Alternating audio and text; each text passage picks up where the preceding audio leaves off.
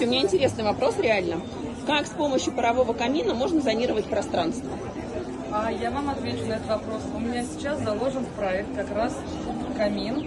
И он у меня получается в таком широком проходе из пола в гостиную.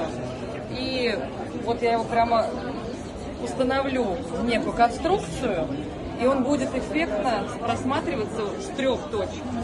То есть не просто ты сидишь на диване, например, на левом стороне, а ты в 3 местах интерьерно-хозяйственной кухне, в гостиной, в поле, ты его видишь. И он не загромождает пространство, и такой действительно эффектный какой-то видовой точкой входа. Класс. Мне тоже нравятся такие решения. Это всегда бомбически смотрится.